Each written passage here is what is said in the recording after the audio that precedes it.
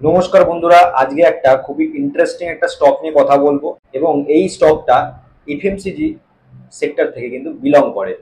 Plus এই স্টকটা কিছুদিন আগেই মার্কেটে লিস্টেড হয়েছে আইপিও থ্রুতে, মানে 1 মাস 1.5 মাস মতো হয়েছে, বেশি দিনও এখনো হয়নি।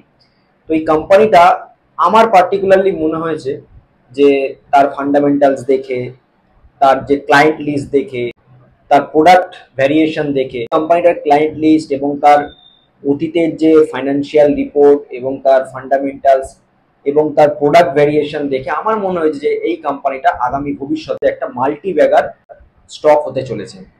তো হবে কি হবে না সেটা তো কারোর হাতে নেই, জাস্ট একটা আশা রাখতে পারি যে আমরা যে কোম্পানিগুলোতে ইনভেস্ট করছি সেই কোম্পানিগুলো যেন মাল্টিব্যাগার রিটার্ন দেয় এবং আমাদের হিউজ পরিমাণ কিন্তু একটা ক্যাপিটাল গেইন করতে সাহায্য করে।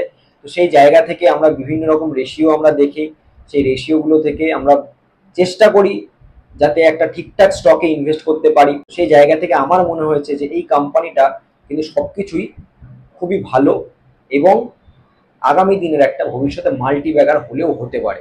তো আজকে সেই স্টকটা নিয়ে কথা বলবো বন্ধুরা। এই স্টকটা একটা মাল্টি ব্যাগার স্টক হিসেবে নিজেকে প্রমাণিত করতে পারে বলে আমার মনে হয়, কারণ এর যে ক্লায়েন্ট লিস্ট আছে না বন্ধুরা, সেই ক্লায়েন্ট লিস্টও কিন্তু খুবই চমকপ্রদ এবং খুবই সুন্দর একটা ক্লায়েন্ট লিস্ট। বড় বড় যে মাল্টি ন্যাশনাল কোম্পানিগুলি আছে তার কিন্তু ক্লায়েন্ট লিস্টের মধ্যে আছে বন্ধুরা। ভিডিওটা শুরু করার আগে সকলকে আমি বলবো আমার চ্যানেল স্টক ট্রাভেলারে সকলকে ওয়েলকাম। বন্ধুরা ভিডিওটা তো অবশ্যই দেখবে, আর যদি ভিডিওটা শুরু থেকে শেষ পর্যন্ত দেখার পর একটা ভালো লাগে তো অবশ্যই একটা সাবস্ক্রাইব করে দিও, পাশের বেল আইকনটা প্রেস করে দিও। এরকমই ইন্টারেস্টিং স্টকের ব্যাপারে বা শেয়ার মার্কেট রিলেটেড যে নিউজের ব্যাপারে তোমাদের কাছে অটোমেটিক্যালি নোটিফিকেশন পৌঁছে যাবে। তাতে তোমাদের ইন ফিউচার ইনভেস্টমেন্ট করতেও একটা হেল্প হবে এবং অনেক শেয়ার মার্কেট রিলেটেড নলেজও তোমাদের গেইন হবে, যারা একদম নতুন তাদের জন্য বিশেষ করে। আমরা প্রথমে কোম্পানিটার ব্যাপারে ছোট করে আলোচনা করে নিই, কি কাজ করে এবং কোম্পানি কি কি প্রোডাক্ট তৈরি করে। বন্ধুরা এই কোম্পানিটি 1982 সালে প্রতিষ্ঠিত হয়। কাজ হচ্ছে বন্ধুরা প্ল্যান্ট বেসড যে প্রোডাক্ট, প্লাস হচ্ছে ইনগ্রিডিয়েন্ট সলিউশন ফর ফুড, তারপর হচ্ছে পেট ফুড মানে হচ্ছে যারা বাড়িতে পেট মানে বিড়াল কুকুর, হ্যাঁ বিভিন্ন রকম যে পশু পালন করে সেই পেট ফুড এবং যে আদার্স ইন্ডাস্ট্রিয়াল অ্যাপ্লিকেশন কিন্তু এই কোম্পানিটি তৈরি করে। বন্ধুরা কি কি প্রোডাক্ট আছে বন্ধুরা, মেজ স্টার্চ, তারপর হচ্ছে ডেক্সট্রিন, তারপর হচ্ছে লিকুইড গ্লুকোজ, হাই মাল্টোজ মেজ সিরাপ, তারপর হচ্ছে সার্বিটল, তারপর হচ্ছে গ্লুটেন। ঠিক আছে, এইসব বিভিন্ন রকম জিনিস কিন্তু এই কোম্পানিটি তৈরি করে এবং এর যে প্রোডাক্টগুলো আছে না, এই প্রোডাক্টগুলো কি কি কাজে সাহায্য করে। ফুড প্রোডাক্টে যেমন থিকনার্স প্লাস হচ্ছে সুইটনার্স এবং অ্যাডিটিভস এর সাহায্য করে, পাস্তা বেক প্রোডাক্ট, তারপর হচ্ছে কেচাপ, তারপর হচ্ছে সস এবং ক্রিম তৈরি করতে কিন্তু সাহায্য করে এবং বিভিন্ন রকম পেট প্রোডাক্ট তৈরিতেও সাহায্য করে। ঠিক আছে, এই কোম্পানিটির প্ল্যান্ট আছে গুজরাট এবং মহারাষ্ট্রে। এরপর চলে আসবো বন্ধুরা এর ক্লায়েন্ট লিস্টে। কেন আমি বলছি যে এই কোম্পানিটা আগামী দিনে একটা মাল্টি ব্যাগার রিটার্ন দিতে পারে বলে আমার মনে হয়, কারণ এর যে ক্লায়েন্ট লিস্ট আছে না বন্ধুরা, বড় বড় মাল্টি ন্যাশনাল কোম্পানি কিন্তু এর ক্লায়েন্ট লিস্টে আছে। ক্লায়েন্ট লিস্টগুলো বললে তোমরা অবাক হয়ে যাবে, যেমন হচ্ছে এবি মুরারি, তারপর হচ্ছে আইটিসি, ক্যাপিটাল ফুড, তারপর হচ্ছে হিন্দুস্তান ইউনিলিভার, হচ্ছে গোদরেজ অ্যাগ্রোভেট, তারপর হচ্ছে জাইডুস ওয়েলনেস, মানে বড় বড় ব্র্যান্ড, হ্যাঁ এই কোম্পানির কিন্তু ক্লায়েন্ট লিস্টে আছে। তো এই বড় বড় কোম্পানিগুলো যখন এর প্রোডাক্ট কেনে তাদের প্রোডাক্ট তৈরি করার জন্য, তাহলে বুঝতে হবে বন্ধুরা যে এই কোম্পানিটিতে নিশ্চয়ই একটা ভালো ভবিষ্যৎ কিন্তু লুকিয়ে আছে। সবে তো স্টক মার্কেটে লিস্টেড হয়েছে, 1 থেকে 1.5 মাস হয়েছে, 15% লিস্টিং গেইন নিয়ে লিস্টেড হয়েছিল। ঠিক আছে, এখনো পর্যন্ত 20 থেকে 30% রিটার্নও দিয়েছে কোম্পানিটা লাস্ট 1 মাসের মধ্যে। তো আগামী দিনে আমার মনে হয় কোম্পানিটা মাল্টি ব্যাগার রিটার্ন দেবে। কোম্পানিটি মোটামুটি 22খানা স্টেটে মানে ইন্ডিয়াতে প্রেজেন্স রাখে, বিভিন্ন রকম স্টেটে, বিভিন্ন স্টেটে এই কোম্পানি তার প্রোডাক্ট সেল করে। এছাড়া কোম্পানি যে শুধু মানে আমাদের ইন্ডিয়ার মধ্যেই প্রোডাক্ট সাপ্লাই করে বা সেল করে এরকমটা নয়, তার একটা মাল্টি ন্যাশনাল প্রেজেন্স আছে, মানে হচ্ছে সে এক্সপোর্টও করে। টোটাল 49 কান্ট্রিতে কিন্তু সে তার প্রোডাক্ট এক্সপোর্ট করে থাকে। তার মধ্যে সব থেকে বড় যারা ইম্পোর্টার এই কোম্পানির, তারা হচ্ছে মালয়েশিয়া, তারপর হচ্ছে ভিয়েতনাম এবং কেনিয়া। এরকম বিভিন্ন রকম দেশগুলো কিন্তু এই কোম্পানির ইম্পোর্টার।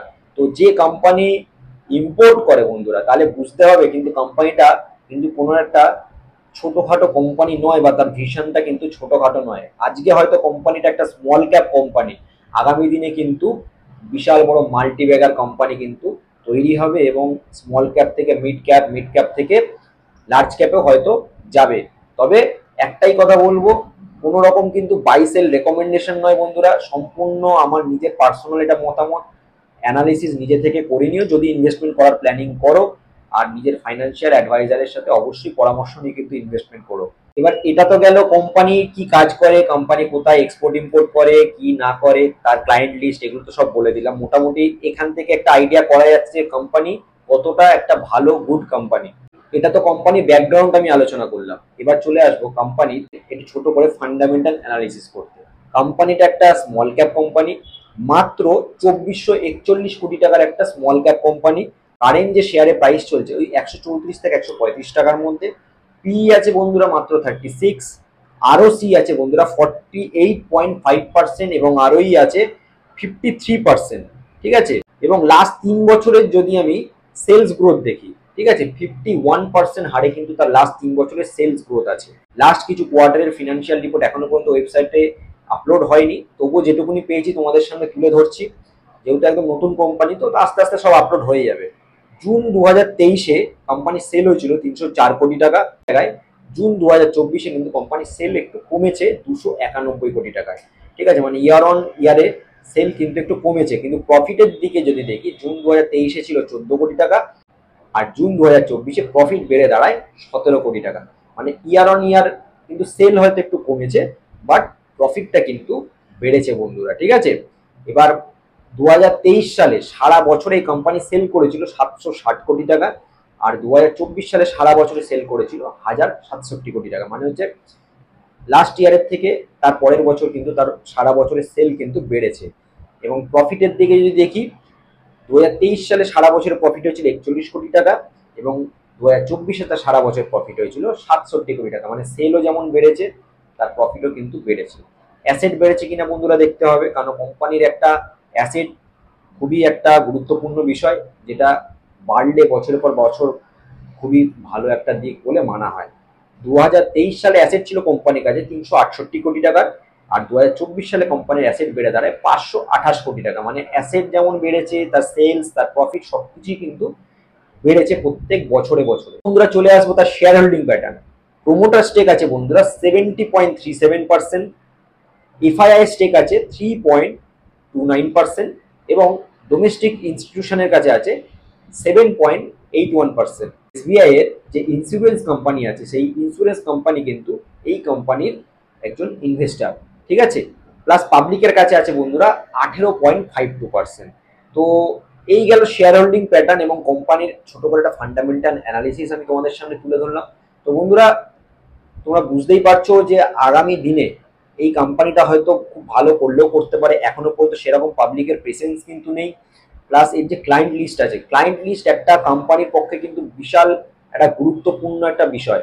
ঠিক আছে, কারণ হচ্ছে সেই কোম্পানিটার যে প্রোডাক্ট বানায় সেই কোম্পানির প্রোডাক্ট কারা কিনবে, একটা যে প্রোডাক্টগুলো সে বানায় সেই প্রোডাক্টগুলো তো নিশ্চয়ই নর্মাল আম পাবলিক কিনবে না, কারণ সেই প্রোডাক্টগুলো দিয়ে কিন্তু আলাদা প্রোডাক্ট তৈরি হয় বন্ধুরা। ঠিক আছে, তো সেই প্রোডাক্টের বড় বড় যারা company, Hindustan Unilever, ITC, Zydus Wellness, এইসব কোম্পানিগুলো কিন্তু এই কোম্পানির ক্লায়েন্ট।